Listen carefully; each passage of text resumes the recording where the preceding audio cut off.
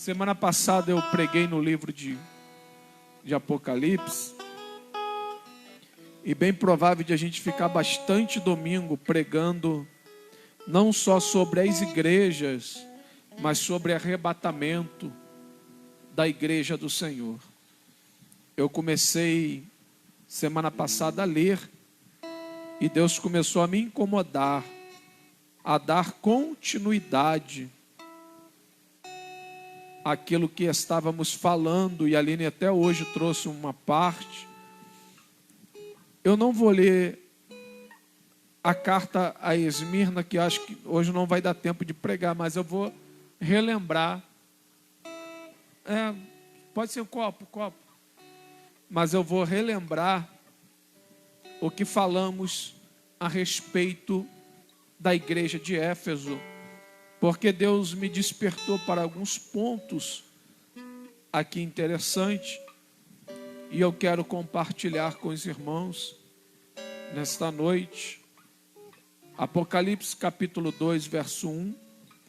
Então nós temos aqui 7 igrejas para compartilhar, mais o arrebatamento que nós vamos estar falando, e provavelmente, irmãos, a abertura dos selos, da trombeta.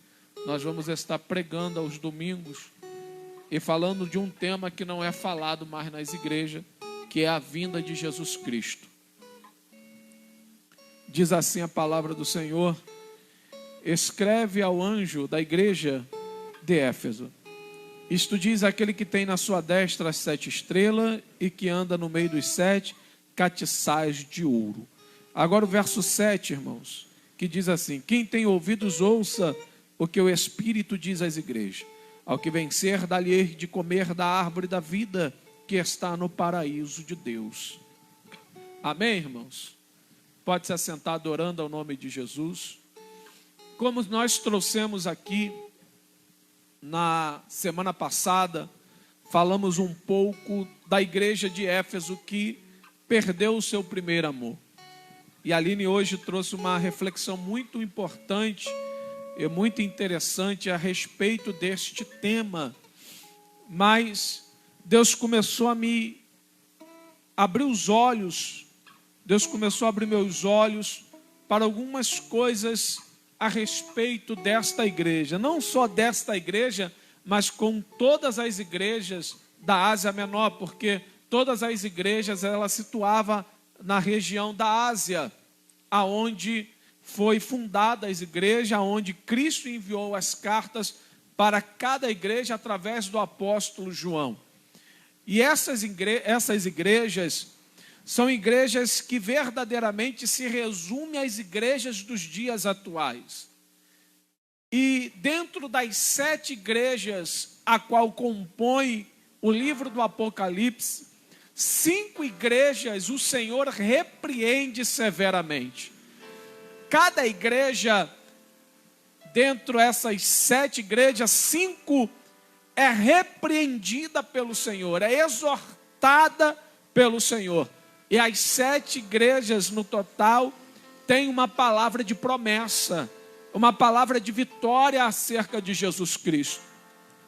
A igreja de Esmirna e a igreja de Filadélfia são as únicas igrejas que não são repreendidas pelo Senhor, porque viviam verdadeiramente um evangelho pleno, um evangelho que agradava a Jesus. E isso aqui me chama muita atenção, porque eu e minha esposa estávamos conversando esta semana sobre este tema. Porque se pararmos para pensar, irmãos, dentro dessas igrejas nós vamos encontrar aquilo que o Senhor se agrada e aquilo que o Senhor aborrece. E nós podemos viver nos dias atuais e olhar perfis de igreja, nós vamos encontrar essas igrejas se enquadrando dentro dessas 7 igrejas que o Senhor separou como modelo para os nossos tempos. A verdade é que essas igrejas são modelos daquilo que pode e daquilo que não pode, daquilo que agrada ao Senhor e daquilo que não agrada. Porque se olharmos nos tempos atuais, muitas igrejas é semelhante a igrejas do Apocalipse. estão vivendo as mesmas coisas do que aquelas igrejas viveram. E umas estão sendo abominadas pelo Senhor, repreendidas severamente pelo Senhor. E a igreja de Éfeso é uma igreja interessante, como eu disse aqui domingo passado, é uma igreja perfeita, porque fazia tudo para o crescimento da obra do Senhor, mas perdeu o principal, que era o primeiro amor, deixando Jesus Cristo de lado, não tendo mais Cristo como centro. E eu retorno a falar da igreja de Éfeso, porque me chama a atenção o primeiro e o último versículo, não só da carta de Éfeso, mas de todas as cartas. Por quê? Porque Jesus Cristo, ele se apresenta de acordo com o problema da igreja. Se você perceber e decorrer a carta, no versículo 1, Jesus vai dizer: olha, eu sou aquele que tem as 7 estrelas na destra da minha justiça e passei no meio dos 7 castiçais de ouro. Por quê? Porque aquela igreja perdeu a referência que era Cristo. Eles não tinham mais Cristo como centro. E por trabalhar muito e ser uma igreja muito inteligente, era uma igreja que esqueceu de que quem ainda sustentava, e se aquela igreja ainda estava de pé, era porque Jesus ainda assegurava, não só o pastor, mas como toda a igreja. Tanto é, aleluia, que nos últimos versículos, Jesus vai dizer que se não fosse ele, essa igreja já tinha sido arrancada da Ásia. Tanto é que as práticas continuaram e hoje não existe mais a igreja de Éfeso.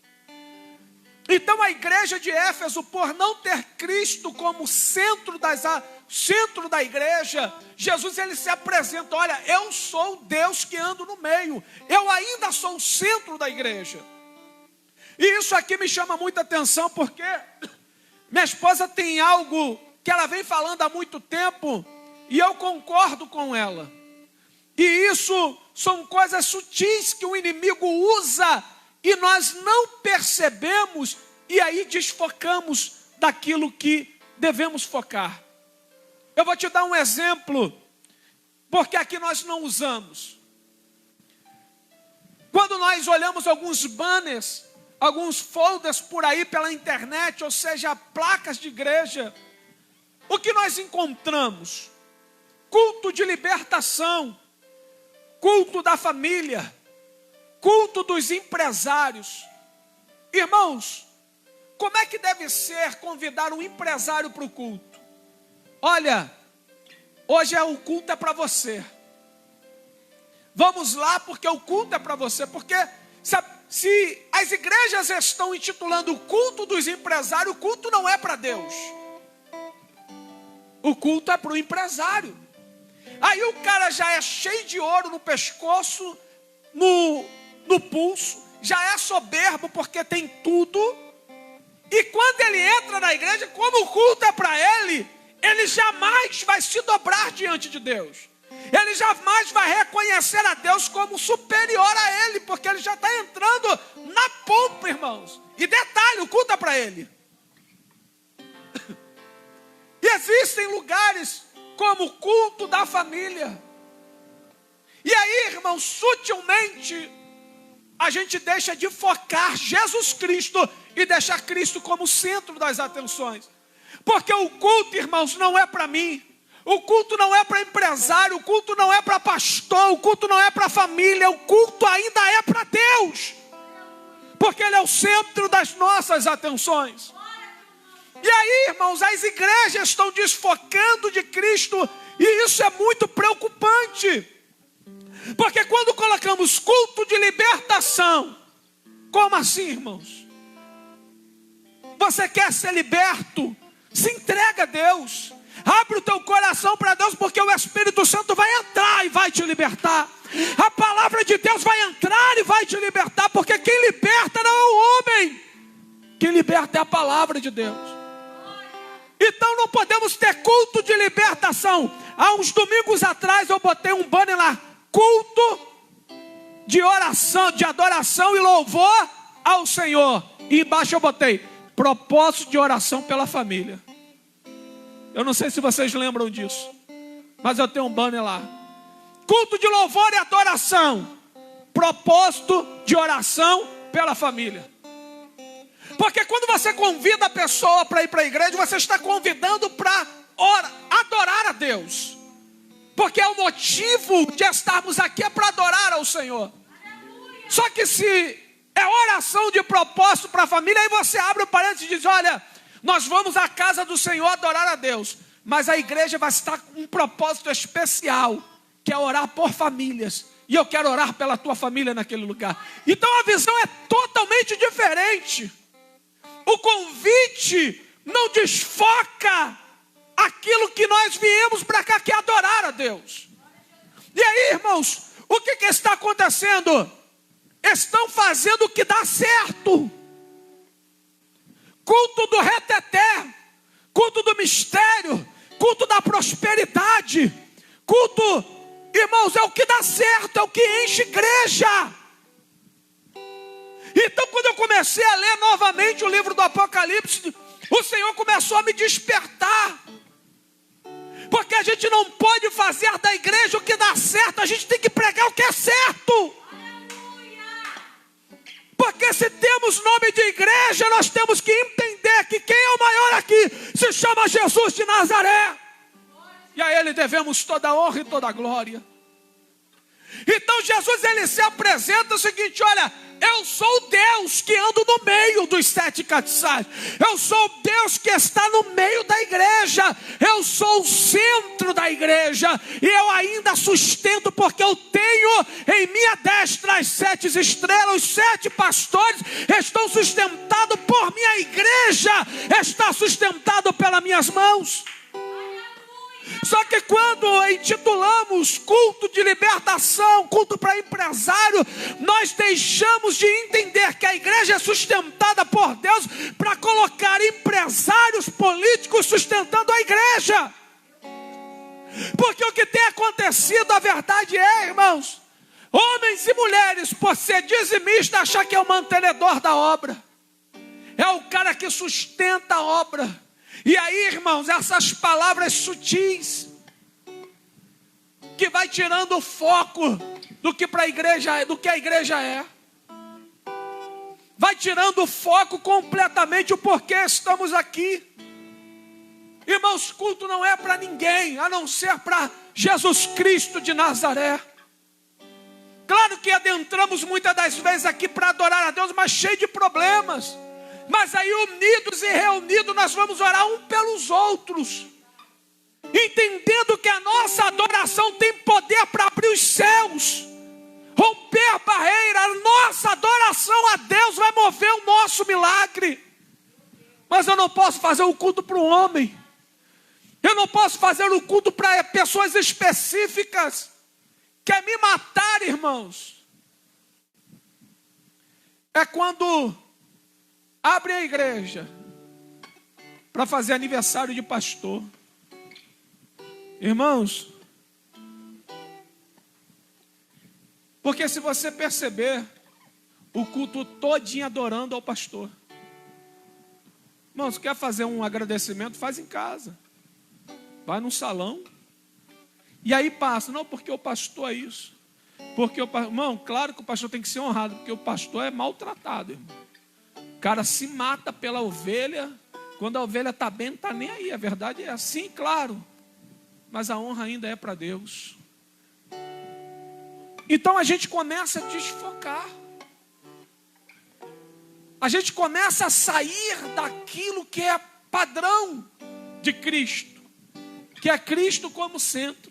E estamos aqui para adorar ao teu nome. Então Jesus, ele se apresenta repreendendo severamente aquela igreja. Irmãos, em nossos dias atuais, infelizmente, as igrejas estão perdendo foco. E para se assemelhar, irmãos, ao que dá certo, é melhor fechar a porta. Porque ou eu prego que Jesus é tudo, ou eu saio da igreja. Porque eu não me conformo, irmãos, de entrar dentro de uma igreja e cultuar o homem, porque nós estamos aqui para cultuar a Deus. Aí a igreja de Éfeso, como eu expliquei aqui na semana passada, era uma cidade corrompida pela idolatria, apesar que Paulo, ele ganhou toda a cidade para Jesus, mas essa carta foi enviada alguns anos depois. A geração de Paulo já tinha morrido. Levantou-se uma outra geração, mas uma geração fervorosa, uma geração que arregaçava as mangas e estava ali. Mas a cidade voltou a corromper-se novamente. A idolatria voltou à cidade de Éfeso. Então o que me chama a atenção no último versículo é que Jesus está dizendo: ao que vencer, dá-lhe-ei de comer da árvore da vida, que está no meio do paraíso de Deus. Por que Jesus fala isso para a igreja de Éfeso? Porque a cultura pagã da cidade era tão grande que eles corrompiam os crentes de Éfeso, convidando para um banquete. Porque a comida era tão boa e os homens de lá eram tão poderosos que conseguia corromper através do alimento, que eles colocavam à mesa para a igreja de Cristo. E aí muitos se corrompiam, porque infelizmente tem gente que não sabe passar por necessidade, adorando ao Senhor. Então muitos se vendiam por um banquete idólatra que colocavam na mesa. Então Jesus está chegando dizendo: ao que vencer, dá-lhe-ei de comer da árvore da vida, porque Jesus está dizendo: o que eu tenho para dar a vocês é melhor do que esse povo está oferecendo, porque eu lhe dou direito de vida eterna. O que vocês vão comer é para a vida eterna e não é passageiro. O que é isso, pastor, que você está dizendo? Muitas igrejas estão se corrompendo por causa de proposta, por causa de banquete de empresário. Uma certa vez, irmãos, sabe que o empresário chegou e disse para mim: pastor, você é muito pesado, você é muito rígido. Se você fosse mais leve, você ia ganhar tudo da gente. Cara que movimentava mais de 1 milhão por mês. Ele falou para mim: você ia ganhar tudo, a gente ia te dar tudo. Eu falei: eu não quero nada teu, porque o meu compromisso é com Cristo. Eu poderia estar bem hoje, irmãos, se eu me vendesse, me corrompesse. Irmão, eu sempre trabalhei de 16 anos. Aleluia. Sempre tive saúde, Deus sempre me deu saúde. Aí ele disse, você lembra disso? Tá bora aí? Agora você lembrou, né? Se você fosse mais tranquilo, eu ia te dar tudo. Falei: eu não quero nada teu não, irmão. Meu compromisso é com Deus. Então a igreja de Éfeso, muitos começaram a se corromper, irmãos, porque venderam a tua comunhão e a tua santidade com Deus. Preferiram um prato, preferiram se vender por causa de uma viagem, se vender por causa de ouro, se vender. Aí Jesus está dizendo: olha, o que eu tenho é para a vida eterna. Calabarachandarás. Então entenda, meu irmão, que Jesus ele se apresenta, exorta e faz uma promessa de acordo com o proceder da igreja de Éfeso. Jesus ele não falou aleatoriamente para a igreja de Éfeso: eu estou no meio dos 7 castiçais. Jesus não falou aleatoriamente: olha, eu tenho a árvore da vida, ao que vencer. Não, meu irmão. Porque a igreja estava se corrompendo. A igreja perdeu o foco. A igreja se vendeu para empresários. A igreja se vendeu para políticos. E Jesus está dizendo: o que eu tenho é melhor do que estão lhe oferecendo. Calabarachandarácia. Entenda uma coisa, meu irmão: é melhor estar com Deus do que estar na mão do mundo, na mão do político, na mão de empresário. Ei, preste atenção, esteja com Deus, meu irmão. Aleluia, a tua vida esteja na mão do Senhor. É melhor estar na mão de Deus do que na mão do homem, na mão do mundo. Abra a tua boca e glorifique a Deus, porque o que Deus tem para a tua vida é melhor do que o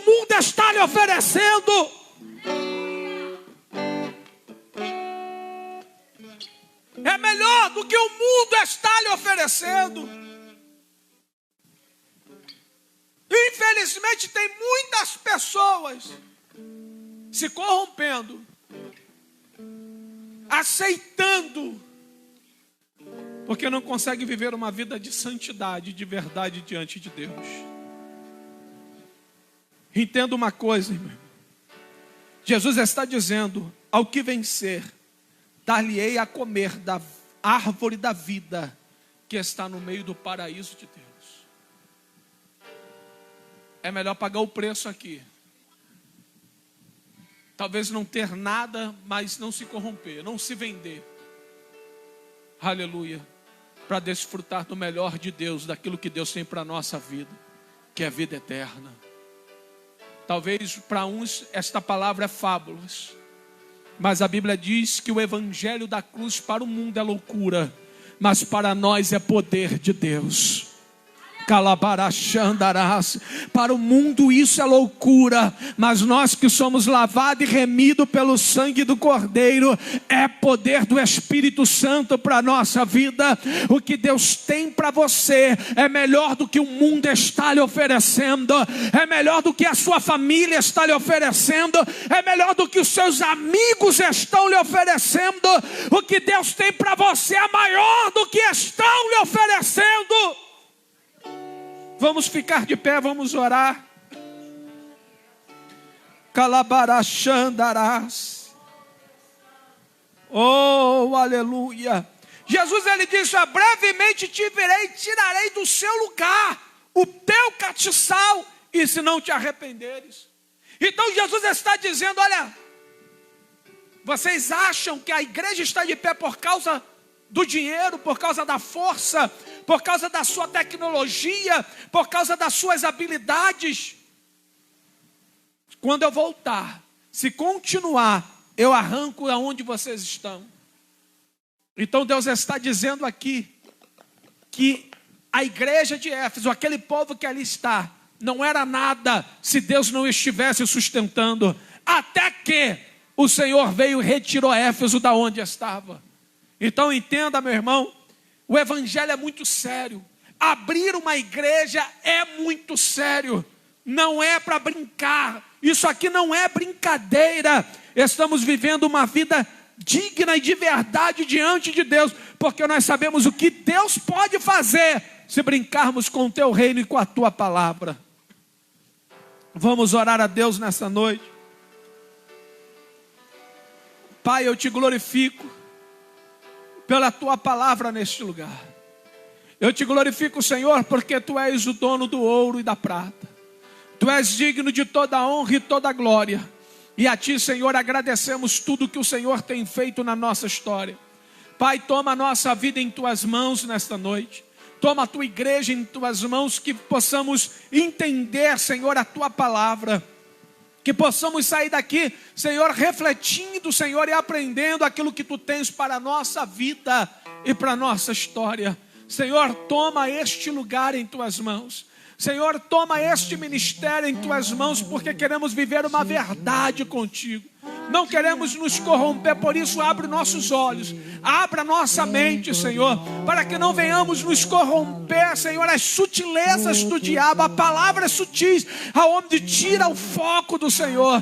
Pai, queremos viver o melhor para ti, queremos viver o melhor para o Senhor e apresentar o melhor culto de adoração ao teu nome, trazendo o nosso corpo como um sacrifício vivo, com cheiro suave e agradável aos teus olhos e às tuas narinas.